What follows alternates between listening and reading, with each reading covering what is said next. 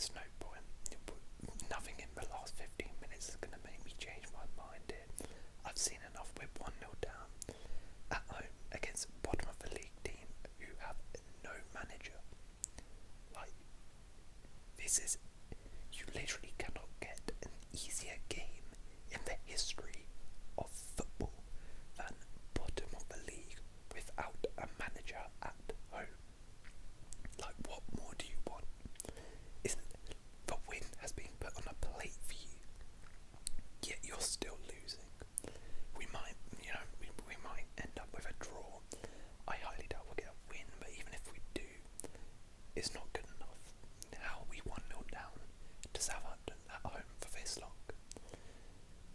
And speaking just purely on this game, like, Graham Potter, what was that team selection? I'm sorry, but why am I seeing Azpilicueta playing right back in 2023? That should not be happening. And I wish you all the best, because you've picked up a horrible injury here. I hope it's nothing serious, but honestly, why is he being played? The guy, he gave away the foul for the free kick which Ward-Prowse scored. He's old. He's not able to play right back in 2023. Captain, leader, legend, but he's not fit enough to be a modern day right back at his age. It's just facts. Why is he playing? And then why on earth are you playing Koulibaly with Badiashile? Koulibaly, he had a decent time in the Champions League, fair enough, but literally there's maybe been 1 or 2 games in the Premier League this whole season where he's had good games. The other games he's been absolutely awful. And Benoit Badiashile, he's a youngster who's been forming a nice partnership with Thiago Silva, learning off someone experienced, building up a relationship, and you've just broken that now by putting Koulibaly in, who was absolutely awful today, almost got sent off, had to get subbed off at half time. And Benoit Badiashile now, that partnership's gone with Thiago Silva, confidence is gone, that great start he's had gone. And then don't get me started on the attack. Why on earth am I seeing Mason Mount play left wing, cam and striker? Why is Mason Mount striker? Are you kidding me? Like, what on earth was going on? In that first half, Mount literally played 3 positions. Like, what? What on earth are you thinking? We have a striker called Fofana we've brought in, and you're not even going to play him striker. He was playing left wing for half the game. Like, what on earth is happening? It baffles me. It really, really baffles me. And this game, literally, that first half was one of the worst performances I've ever seen at Stamford Bridge. It was so disjointed. We couldn't build the ball up from the back. Like, people were like treading on the ball. Couldn't literally do anything in that first half. It was awful. The second half's been a little bit better. Sterling's been alright, but this game is an absolute shambles, and it's quite poor, and it has to go on Potter, because in the last few games, which we'll get on to, we actually played okay. Like, we weren't amazing, but performances were getting better. They've been getting better over the last couple of games, and then you completely change the team up, and then they put in a performance like this, and we're back to square one again. Like, Graham Potter, what on earth are you doing? The blame for this game is completely on you. I know the players, we'll get into them, but I know the players are a problem, but this game is completely your fault. Right, so that's this game out of the way, but I don't want to talk about this game purely because the main thing I want to talk about here is Graham Potter is not fit for the Chelsea job. I'm sorry, but he isn't.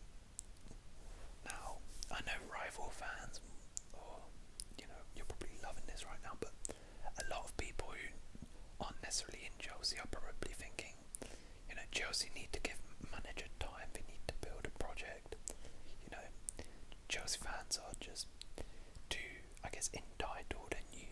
sacking manager straight away in instant success, which is fair enough. But the problem is, you don't build a project just for building a project's sake. At the end of the day, what's the point in giving a manager 5 years just because you want to give a manager 5 years? If the manager you're giving 5 years to build a team is not a good manager, then you are just wasting time. Like, what are you doing? This goes in all of life. If you give a manager, if I give some manager, I don't know, I tell him to build me a skyscraper, yeah, and he's like, this is a long project, it might take like 3 years. I'm like, okay, cool, yeah, I'll give you 3 years. Come 6 months into the skyscraper project, let's say I haven't seen one brick be laid. I'm gonna be like, hold on, I know this is gonna take 3 years, but why am I not seeing anything here? And I'm gonna be like to this manager, if he isn't showing me in 6 months, even a year, come a year, there's no big brick being laid, I'm not gonna be like, oh, it takes 3 years. I'm gonna be like, get out, I'm getting someone else who's actually gonna do the job. And that's exactly what's happened here. Because the board, the fans, a lot of people, particularly the board, have given a manager time. They've said, we're going to give a manager time to build a project, which is fine. But 6 months, I think he's been in the job about what? He's been in the job basically since like November, right? November, yeah. So that's November, December, January, February. That's about 3-4 months now. 3-4 months. And we have seen literally zero progress. We've seen negative progress. We've got substantially worse. Like, back to my skyscraper analogy, he's not laid a brick. He's taken away bricks. Like, he's running away with the bricks. That's what's going on.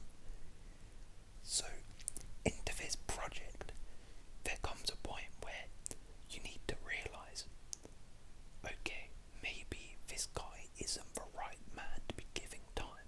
Because if we give Graham Potter 2-3 years with this team, I'm telling you now, we're not going to go anywhere.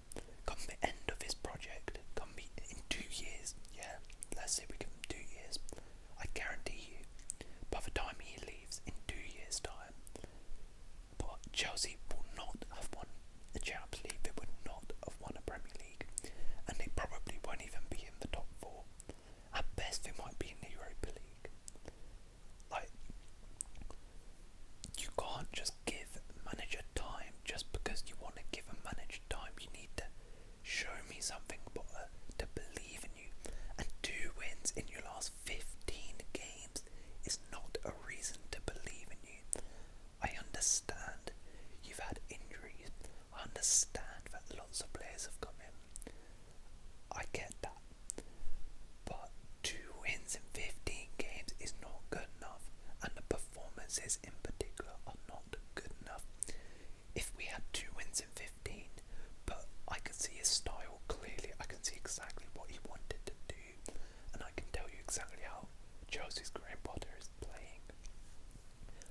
I mean, I wouldn't be happy with it, but I would be a little bit more understanding. We're not seeing any of that. There's no tactics, there's no performances, there's no style of play, there's no results. So at this point I'm thinking, Graham Potter, what are you bringing to the table? Like, please, somebody in the comments tell me, what exactly is Graham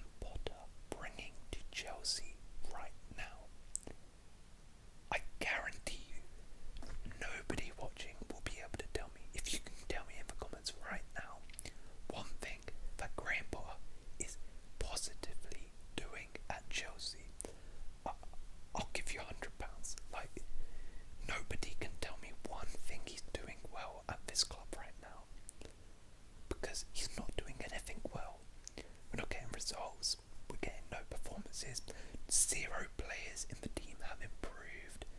No one's developed into a better player than Potter.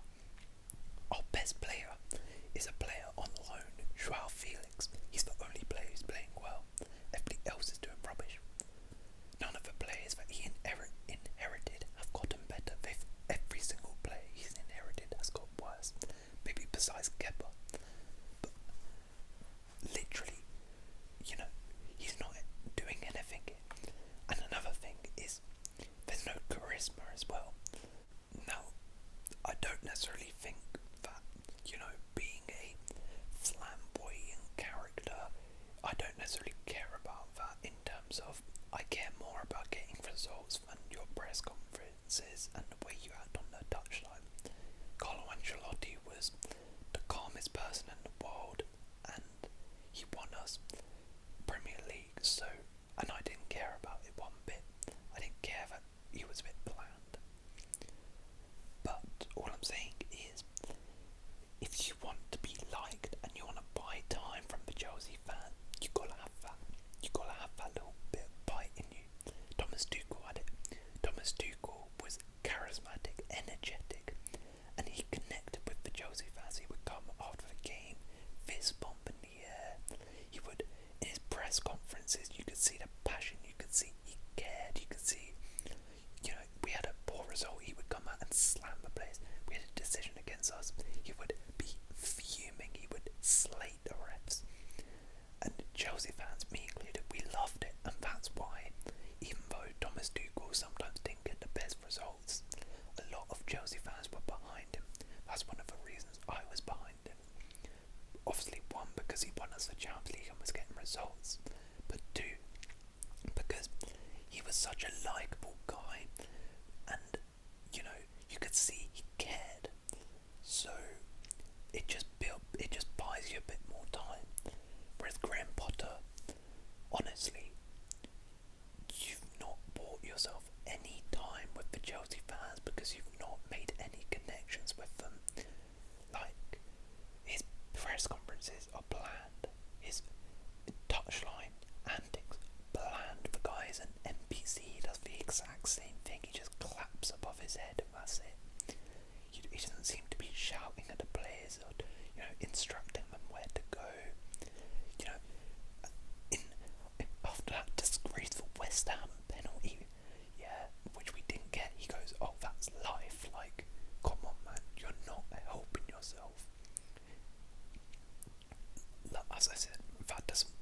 I don't necessarily care about that, but it's just for Graham Potter's sake.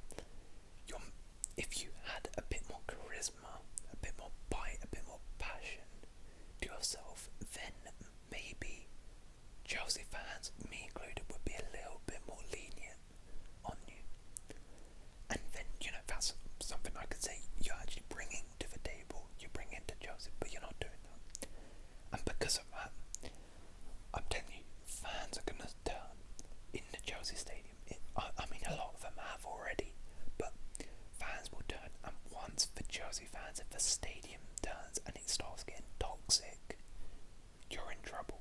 You're in big trouble, Graham Potter, because, look, this is nothing. I could be mad, and I think a lot, to be honest, if there was a poll on Chelsea fans, Potter in or out, I think most people would say Potter out at this point. But the Chelsea board are not going to sack Potter. I know they're not. They're not going to sack him right now, though. They're planning not to sack him till the end of the season. Like, he will get bare minimum the end of the season. However, if, let's say the next game we lose, and then the next home game we lose again, and things start getting toxic and ugly at the Chelsea stadium, then the board might be forced into sacking Potter. Because as I said, Graham Potter, right now, I wouldn't say he has the support of Chelsea matchground fans, but I don't necessarily think they absolutely despise this guy. But he's on the brink. He is on the brink. And I think, as I said, if the next home game we start losing again, I'm not entirely sure who it's against. I know we've got Tottenham coming up, especially if we lose that, because that's a derby.